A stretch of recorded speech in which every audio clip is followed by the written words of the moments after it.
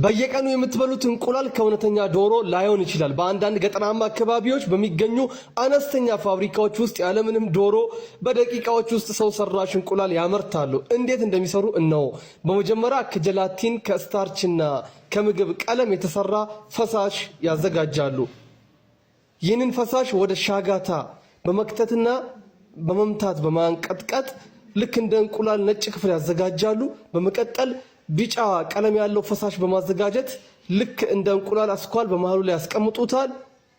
በመጨረሻም የእንቁላሉን ቅርፊት ለመስራት ፕላስተርና ካልሲየም ካርቦኔትን በማደባለቅ ወይም በመቀላቀል የቅርፊቱን ቅርጽ ያስይዙታል። ሲሰበር ልክ እንደ እውነተኛ እንቁላል ቢጫና ነጭ ክፍል አለው። ነገር ግን ጣዕሙ የእውነተኛ እንቁላል አይደለም። ከጊዜ በኋላም ጤናን ሊጎዳ ይችላል። ይህ ነው ሰው ሰራሽ እንቁላል። ዋጋው ርካሽ፣ በአይን ሲታይ አሳማኝ፣ ነገር ግን ጤና አደጋ ላይ ሊጥል የሚችል